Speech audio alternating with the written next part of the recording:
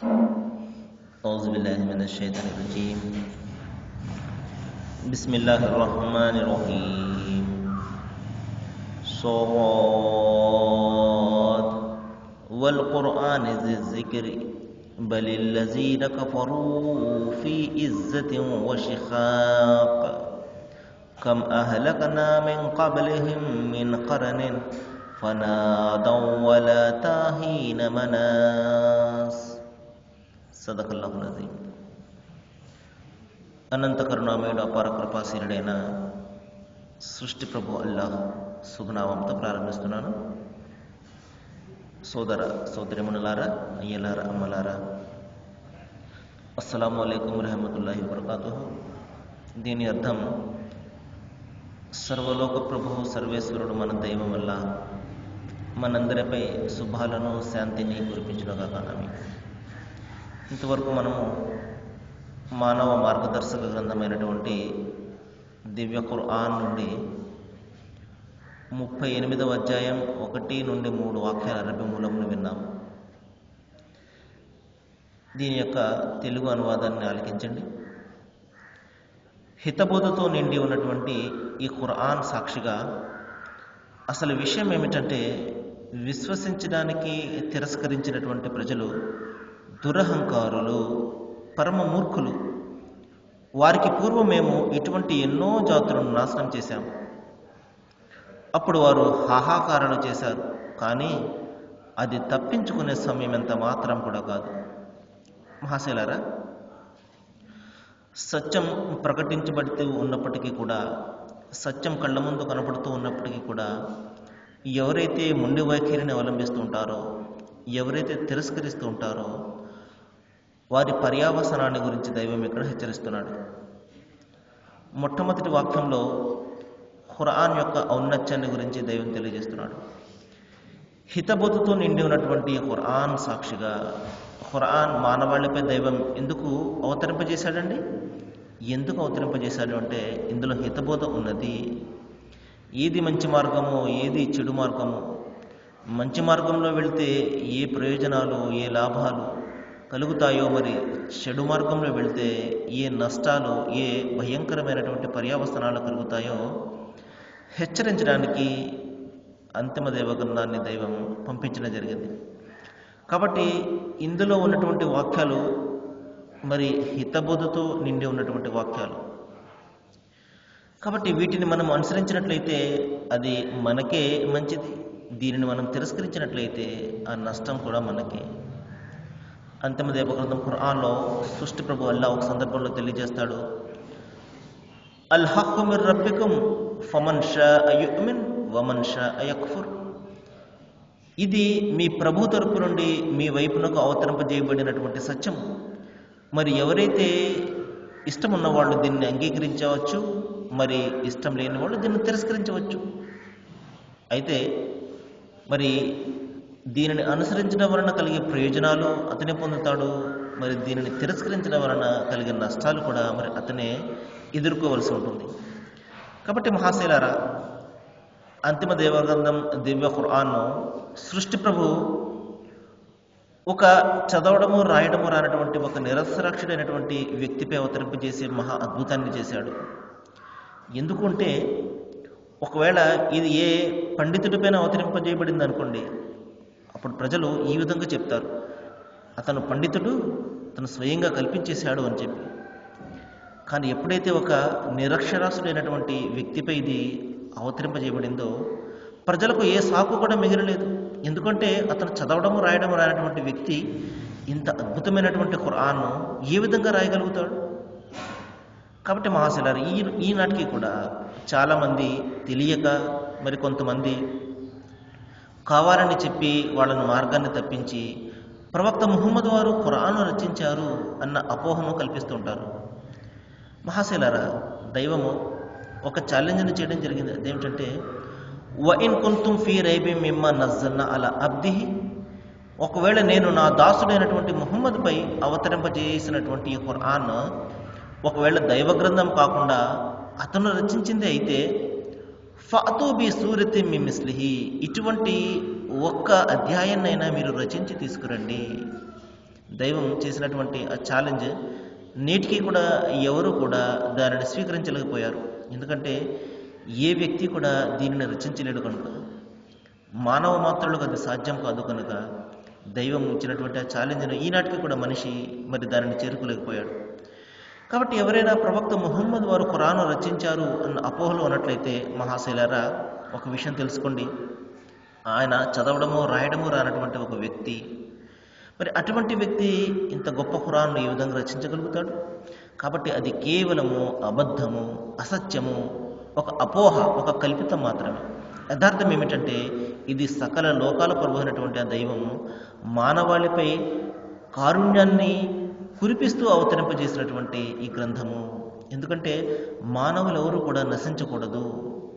అందుకని ఆయన ప్రవక్తల తర్వాత ప్రవక్తలను పంపుతూ వచ్చాడు, గ్రంథాల తర్వాత గ్రంథాలను పంపుతూ వచ్చాడు. మానవాళి నశించడం ఆయనకి అంత మాత్రం కూడా ఇష్టం కాదు మహాశైలారా.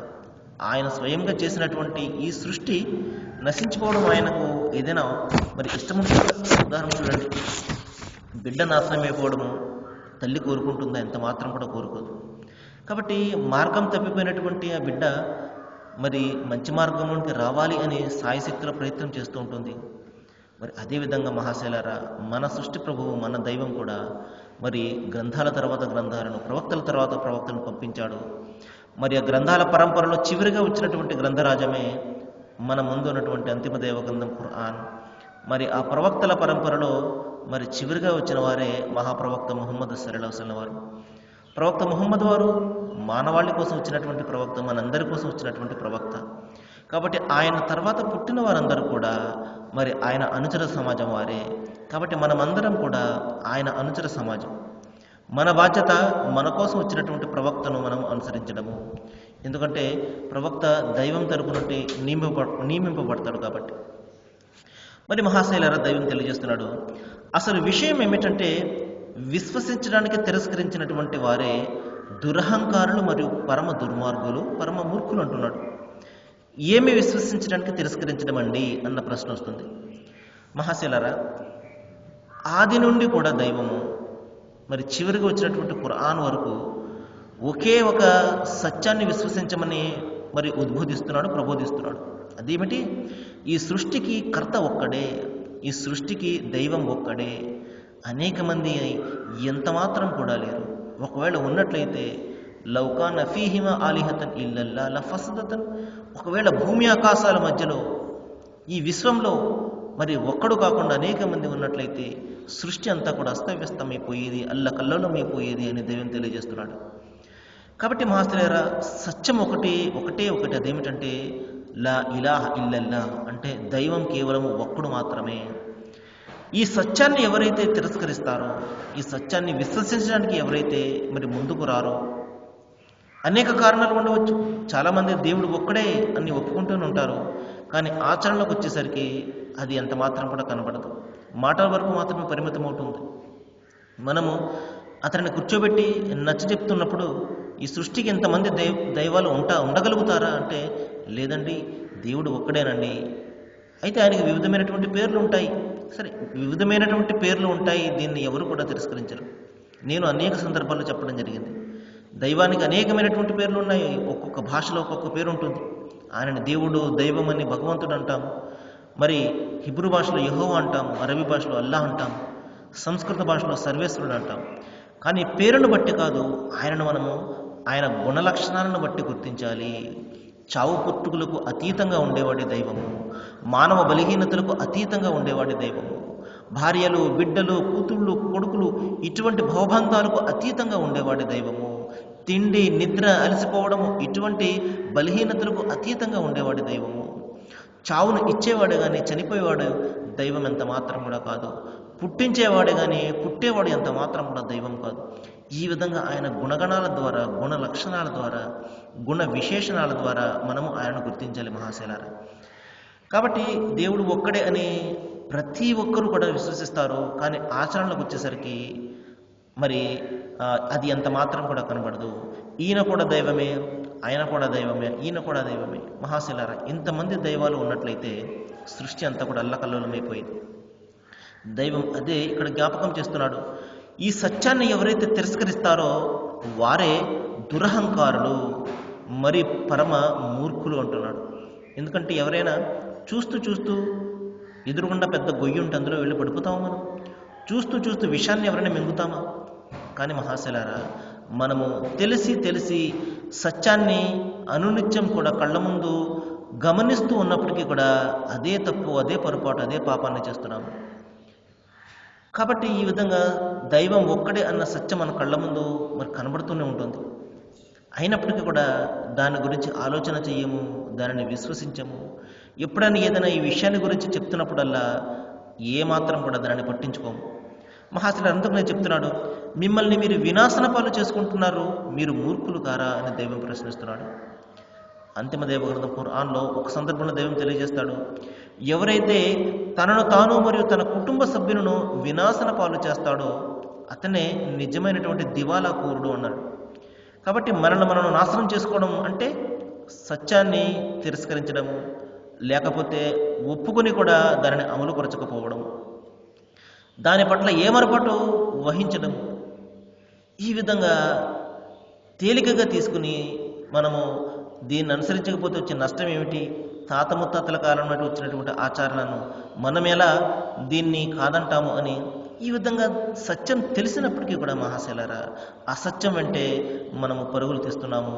దైవం ప్రశ్నిస్తున్నాడు, మీ తాత ముత్తాతలు మరి మార్గంలో లేనప్పటికీ కూడా, అంటే వారు సరైన మార్గంలో లేనప్పటికీ కూడా వాళ్ళని మీరు అనుసరిస్తూ ఉంటారా అని ప్రశ్నిస్తున్నాడు. మహాశయులారా, ప్రాపంచిక జీవితాన్ని మనము గమనించినట్లయితే మనిషి మరి అతను ఉన్నటువంటి స్థితిలో చాలా మంచిగా ఉండడానికి ప్రయత్నం చేస్తాడు. అతని తాత ముత్తాతలు మరి చిన్న చిన్న గుడిసెల్లో ఉండేవారు, కానీ ఇతను పెద్ద పెద్ద భవంతుల్లో ఉండాలి అని చెప్పేసి కోరుకుంటాడు.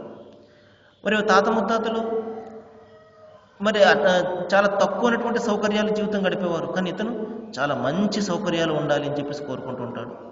ప్రాపంచిక వ్యవహారాల్లో తన తాత ముత్తాతల కంటే చాలా బాగా ఉండాలి అని కోరుకుంటాడు, కానీ తన పరలోక విషయం వచ్చేసరికి మాత్రము గుడ్డిగా అనుసరిస్తూ ఉంటాడు. చూడండి ఎంత దురదృష్టకరమైనటువంటి విషయము. చూడండి మహాశయులారా, ఏదైనా కూడా మరి మనము సత్యాన్ని మాత్రమే అనుసరించాలి. అది ఎవరు చెప్పినప్పటికీ కూడా మరి మహాశయులారా, ధర్మము ఒకటే సత్యాన్ని గురించి చెప్తుంది. అది ఏ గ్రంథమైనా చూడండి, అనాది నుండి ఉన్నటువంటి వేదాలు, ఉపనిషత్తులు, మరి చివరిగా వచ్చినటువంటి ఖురాన్ వరకు కూడా ఒకే సత్యాన్ని, ఒకే ధర్మాన్ని బోధిస్తుంది. అదేమిటి? మనిషి తన సృష్టికర్తకు మాత్రమే దాసుడు. కాబట్టి మనిషి ఇక్కడ ఆ దైవం యొక్క దాసునుగానే జీవితం గడపాలి. ఆయన ఒక్కనికి మాత్రమే అతన్ని దాస్యం చేయాలి. అతని పూజలు కానివ్వండి, పునస్కారాలు కానివ్వండి, ప్రార్థనలు, మొక్కుబడులు కేవలం ఆయన ఒక్కనికి మాత్రమే చెల్లించాలి. ఎందుకంటే అది ఆయన హక్కు కాబట్టి. మహాశయులారా, ఈ ధర్మాన్ని అరబీ భాషలో ఇస్లాం అని పిలుస్తారు. కాబట్టి ఇస్లాం అంటే అదేదో ఎక్కడి నుండో వచ్చినటువంటి ధర్మము, పరాయి ధర్మం ఎంత మాత్రం కూడా కాదు. అనాది నుండి దైవం మనకు బోధించినటువంటి ధర్మమే. దీనిని మనం ఏకేశ్వరోపాసన అని పిలిచేవాళ్ళము. అంటే ఒకే ఈశ్వరుణ్ణి, అంటే ఒకే దైవాన్ని ఉపాసించడము, ఆరాధన చేయడము అని దీనికి పేరు. మహాశయులారా, దైవం తెలియజేస్తున్నాడు, మేము పూర్వము అనేక మంది జాతులను నాశనం చేశాము. మనకంటే పెద్ద పెద్ద జాతులు గతించాయి మహాశయులారా. చాలా గొప్ప బలవంతులు, చాలా గొప్పగా ధనాన్ని కలిగి ఉండేవారు, కానీ ఈ రోజున సోదిలో కూడా లేకుండా పోయారు మహాశయులారా. కాబట్టి పెద్ద పెద్ద జాతులు, ప్రాబల్యం వహించినటువంటి జాతులు మనము అనేకం కాలగర్భంలో కలిసిపోయాయి. మనం కూడా కొంతకాలానికి కలిసిపోతాము మహాశయులారా. కానీ సత్యాన్ని ఎంతవరకు అనుసరించాము, సత్యాన్ని ఎంతవరకు మనము అంగీకరించాము అన్నది దైవము మనల్ని ప్రశ్నిస్తాడు. దాని గురించి మనము సమాధానం చెప్పుకోవాలి. కాబట్టి మీరు తప్పించుకోవడానికి ప్రయత్నం చేసినా అది ఎంత మాత్రం కూడా తప్పించుకునే సమయం కాదు.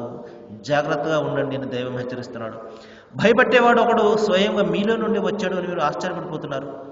ప్రవక్త మనిషి ఏ విధంగా అవుతాడు? మానవులకు ఒక మానవుడే మార్గాన్ని ఏ విధంగా చూపుతాడు అని మనిషి ఆశ్చర్యపోతున్నాడు. ప్రవక్త మార్గాన్ని చూపేవాడు కాదు, ప్రవక్త ద్వారా దైవం ప్రజలకు మార్గాన్ని చూపుతాడు. కాబట్టి ఆయన క్రిందకు దిగి వచ్చి అవతారాన్ని ధరించి, మనిషి అవతారాన్ని ధరించి, ఈ అవసరం ఆయనకి అంత మాత్రం కూడా లేదు మహాశయులారా. బైబిల్ గ్రంథంలో ఒక సూక్తి ఉంటుంది. అదేమిటి? మనుషులతో కలిసి యెహోవా భూమి యందు నివాసము చేయునా, ఆకాశములు మహాదాకాశము సైతము ఆయనను పట్టజాలవే అని చెప్పడం జరిగింది. కాబట్టి ఆకాశాలే ఆయనను పట్టవు, భూమి ఏమి సరిపోతుంది ఆయనకి. కాబట్టి ఆయన పైనుండి క్రిందకి వచ్చి మనుషుల్లో ఒకడుగా ఉండి మరి బాధలు పడి ఈ విధంగా చేయవలసిన అవసరం ఆయనకు అంత మాత్రం కూడా లేదు. ఆయన తన ప్రవక్తలను నియమించుకుంటాడు, ఆ ప్రవక్తల ద్వారా మానవాళికి మార్గాన్ని బోధిస్తాడు. ఆది నుండి కూడా మరి ఆయన యొక్క సాంప్రదాయం ఇదే. మొట్టమొదటి మానవులు ఆదాము దగ్గర నుండి చిట్ట చివరి ప్రవక్త మహాప్రవక్త ముహమ్మద్ సల్లల్లాహు అలైహి వసల్లం వరకు మరి దైవ మానవులను తన ప్రవక్తలుగా ఎన్నుకుని మానవాళికి మార్గాన్ని చూపించాడు. మరి విశ్వప్రభు అల్లాహ్ సత్యాన్ని గ్రహించే సద్బుద్ధిని, సౌభాగ్యాన్ని మనందరికీ ప్రసాదించుగాక. వాఖిరు దావానా అనిల్ హమ్దులిల్లాహి రబ్బిల్ ఆలమీన్. అస్సలాము అలైకుం.